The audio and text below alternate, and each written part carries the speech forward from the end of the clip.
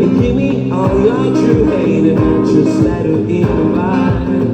She's never seen a brush, never seen a brush, no, I am so glad for you. Если вы приехали на остановку трамвая Андин или метро, то можно зайти прямо в торговый центр и выйти на этот мост из торгового центра.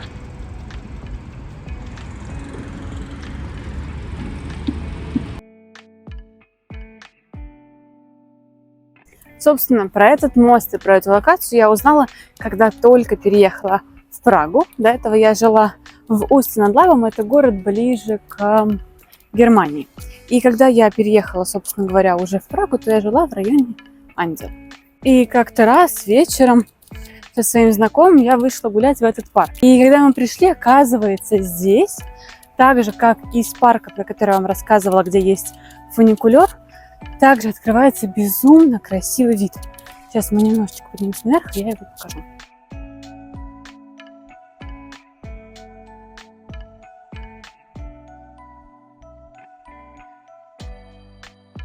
Переехала я в Чехию в 2018 году, а в Прагу уже перебралась в 2019.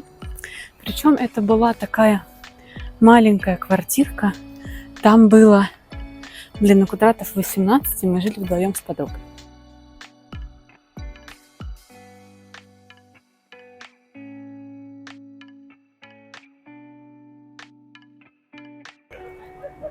Что ж, вот этот прекрасный вид. Все то же самое, что можно увидеть и оттуда, можно увидеть и здесь. Честно, я не видела, чтобы в этот парк ходило много туристов. Наверное, потому что про него мало кто знает. Я бы сказала, что он, наверное, больше местный. И если мы заговорили о моем переезде, давайте я немножечко тогда с вами поделюсь о том, как вообще все это дело проходило. Я буду параллельно гулять по этому парку, и вы сзади сможете рассмотреть, что вокруг меня есть. Плюс в этом парке внизу, я покажу, как пройти туда, находится мини-зоопарк. Он бесплатный, и там есть кенгуру.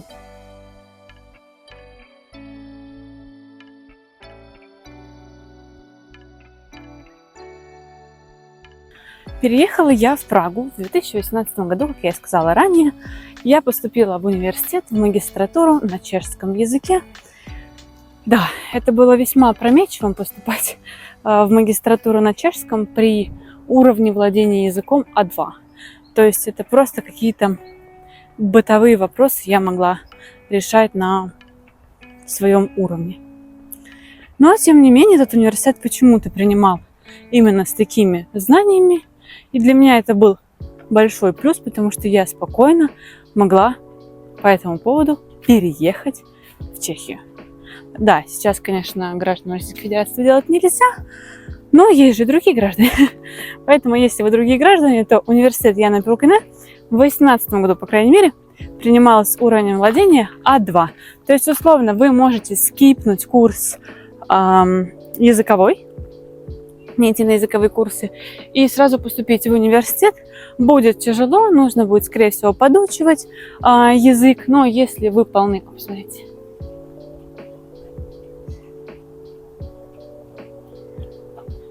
Если вы полны желания переехать, то я считаю, это вообще идеальный вариант. Сдал язык и спокойно переехал. И, собственно, из-за того, что университет Яна Буркина находится не в Праге, да, он находится не в Праге, он находится в Усте-над-Лабом, мы изначально думали жить там, потому что основная идея была в том, чтобы просто учиться.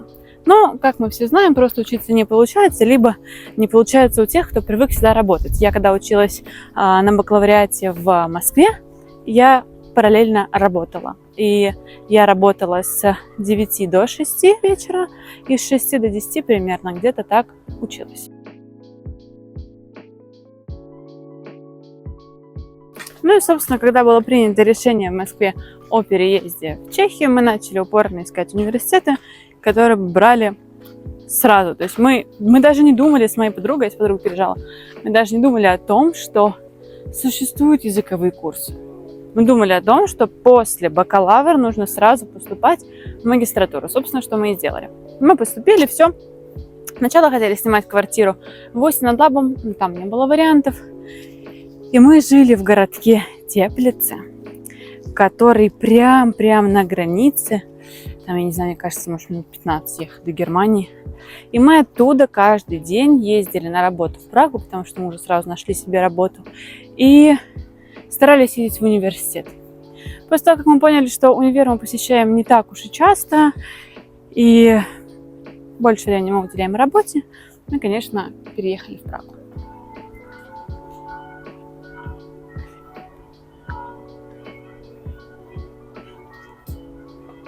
Переехали мы в Прагу как раз-таки в этот район, на Прагу 5. Район называется Андел. Это в целом мой любимый район. Он по своей шумности, суматохе какой-то, какому-то движению напоминает Москву, потому что здесь, ну, я бы сказала, также вот люди больше рабочие, да, и они постоянно куда-то кто-то несется, бегает, что-то там делает. Вот, и, наверное, из-за этого поначалу было здесь жить комфортно, потому что это действительно нас устраивало. Но потом по течению времени как-то сложилось так, что мы вдвоем, причем не договариваясь, мы уже разъехались с моей подругой, каждая жила в своей квартире, и впоследствии мы, не договариваясь, переехали на Прагу 3, Прага-Жишков, там, где сейчас живу я. Я до сих пор люблю Андел, это если, знаете, если ты соскучился по Москве, такой берешь, опа, и приехал сюда. Кстати, мы с вами подходим уже к зоопарку. Вот он.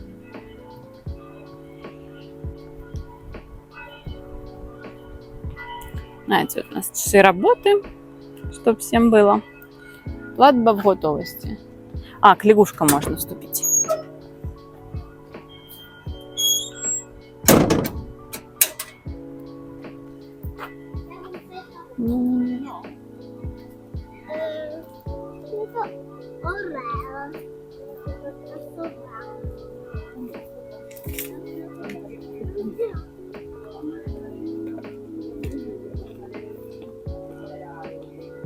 Нями-нями.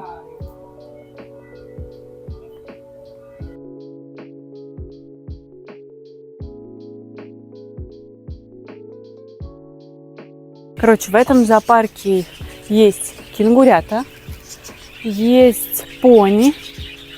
Это кто? Морские свинки. Ня-ня-ня-ня. Давай, смотрите, какая сладуся. Здесь где-то орут птицы. Hi, love. Сразу рядом с птицами у нас располагаются пони. Я почему-то думала, здесь какие-то кабаны. И там были еще козы и бараны. Но что-то они куда-то делись. Сейчас, подождите. Вон там кто-то есть. Вон коза, да? Смотрите. О, коза. Блин,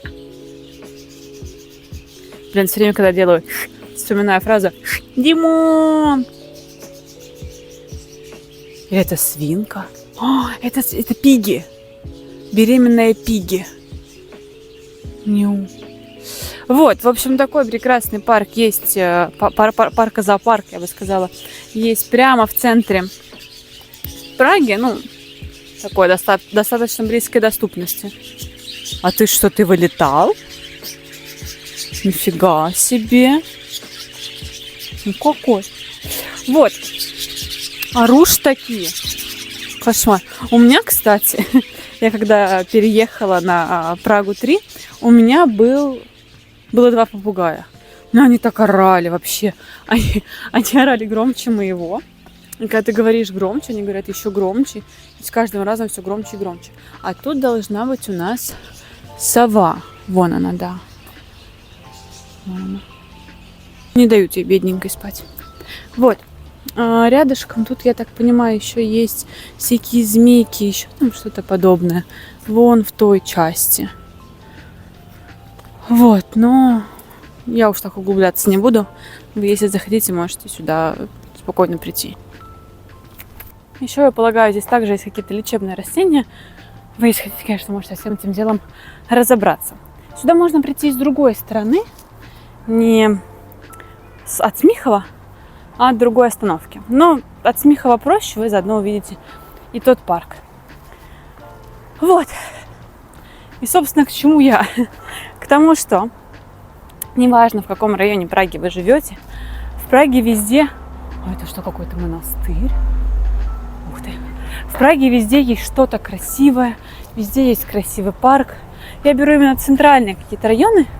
Дальний район, конечно, тоже что-то есть, но мне не очень-то нравится, потому что, не в обиду никому, оно выглядит больше совково, как многие районы в России, а я не для этого переезжала из России. Единственное, если вы выйдете с этого парка с другой стороны, то вы попадете вот как бы на такую улицу. Здесь огромный вот такой вот забор, я не знаю, что это, стена, как будто бы забор. Кстати, я там занималась йогой, и вот здесь есть проход. Давайте мы с вами в него пройдем. Вот такой проход. Этот проход нас приведет с вами в другой парк, с которого вы можете спокойно прийти к смотровой площадке, про которую я вам говорила в начале видео.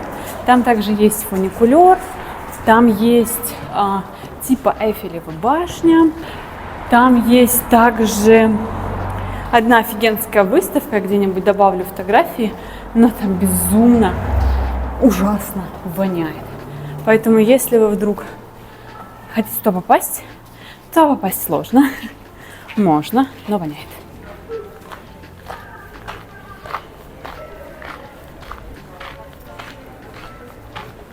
Блин, ребята, мы на какую-то ярмарку пришли. Окей.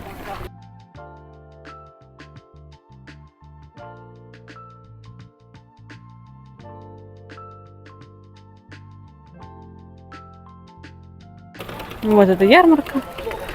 Она, походу, для детей. На самом деле, все чаще стала замечать, что в Праге появляется огромное количество мероприятий именно для детей. Прикольно. Кстати, на минуточку, в Праге сейчас 21 сентября. И здесь такая жарень. Просто ужас. Я очень хочу пить. Но я что-то не могу нигде найти лимонад. Странно. Пойду поищу. Прикиньте, мне дали бесплатную воду. Просто я подошла, говорю, у вас есть лимонад? Он говорит, нет. Я говорю, окей, оплатить картой можно? Он такой, нет. Я говорю, попить там что-нибудь как-нибудь. Он такой, да, вода бесплатная. Я сказала, о, давайте. Там, смотрите, какие-то самолетики делают. Я тоже хочу туда. Там он рисует что-то. Блин, прикольно. Молодцы такие. Я вот пока просто стою слушать, что там происходит. Давайте поближе подойдем. Немножко ушли, конечно, от темы переезда, но...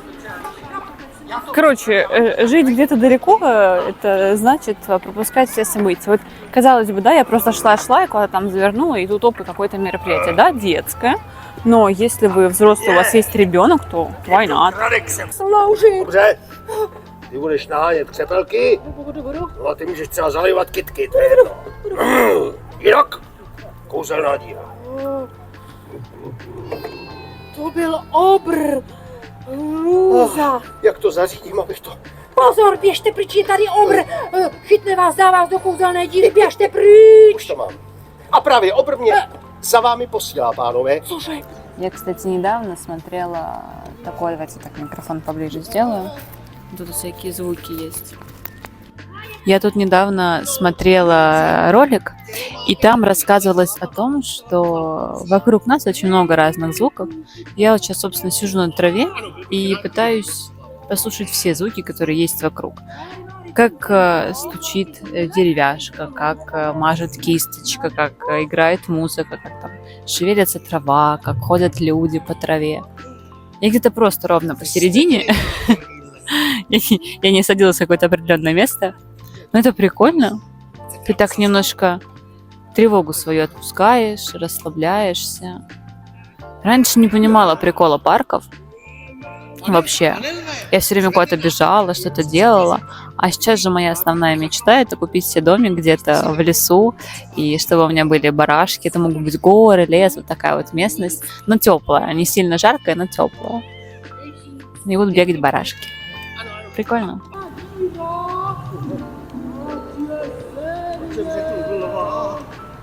Возвращаясь к вопросу о том, что есть в этом парке, да, как я и сказала, здесь есть галерея. Обязательно, пожалуйста, имейте в виду, что там, правда, очень плохо пахнет. И не знаю, если с чем это связано. Не то там такие арт-объекты какие-то, которые гниют, либо там просто не убираются. Не знаю, не могу сказать, но картины красивые и интересные, но пахнет омерзительно. Вот, вообще этот парк очень большой. Если вот видите, вот туда, можно там подняться как бы вот наверх, так поднимаешься. Там поднимаешься к, господи, скажите мне, к Страховскому стадиону. Потом там есть общежитие. Потом вы проходите Петринскую башню, типа Эйфелевой башни. Оттуда, если пойти прямо, можно прийти к Страховскому монастырю и к Пражскому граду. Вот. Я не знаю, конечно, смогли вы понять, что я говорю или нет. Ну, короче, если вы оказались в этом парке, то так или иначе вы можете прийти к Пражскому граду. Если вы именно хотите пройтись, прогуляться, я, возможно, как-нибудь похожу этот маршрут.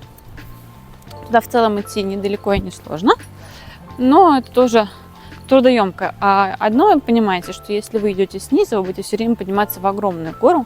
Это достаточно тяжело. Поэтому для этого тут есть два способа. Первый способ, сейчас покажу, когда спущусь вниз, это автобус. Вы можете на автобусе подняться наверх к общежитию и оттуда напрямки, как бы через все, что я перечислила, дойти до Пражского града. Либо, если вы хотите также через парк пройти, вы можете от остановки Уезд, которую я показывала в прошлом видео, подняться на фуникулере, и уже вы окажетесь сразу около типа Эйфелевой башни. И уже оттуда пешком можете пройтись до Пражского града. Вообще весь прикол Праги, как по мне, в том, что ты просто выходишь, ты просто идешь, и ты просто куда-то приходишь. И тебе просто классно и красиво. Все, это, мне кажется, самое главное, что вообще есть в Праге, ну, для меня. Единственное, что я бы могла сказать, чего мне в Праге не хватает, это каких-то супер интересных выставок и мероприятий. Потому что, ну, возможно, мне просто нужно принять то, что Прага такая, что чешская культура такая, и здесь не будет какого-то московского вайба, здесь не будет какой-то вот это вот обширного выбора именно в этих областях. Но здесь есть свои приколы. Например, сегодня в Праге проходит какая-то, не экранизация, а когда воспроизводят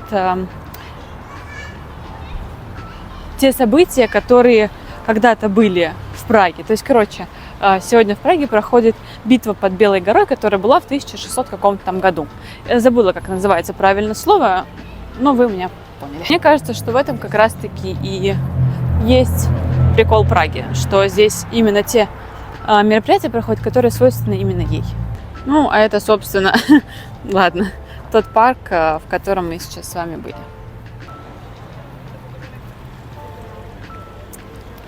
Ой, зелененький. Мы с вами были вон там. Собственно, вот тут есть остановка автобуса, который вас повезет туда. И вы подниметесь на самый верх, чтобы потом аккуратно спускаться вниз.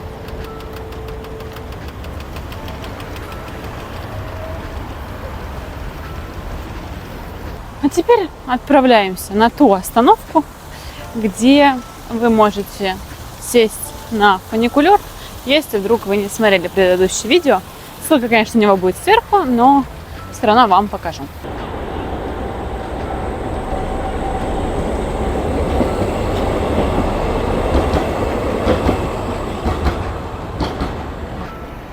В общем, идем ровненько, просто ровно, никуда не сворачиваем. И мы придем, собственно, вон там будет памятник жертвам коммунизма. А чуть-чуть дальше от него вы как раз придете к фуникулеру. Ну, ребята, если вы хотите куда-то подняться, вы можете подняться откуда угодно и куда угодно. Прага в этом плане достаточно мобильна.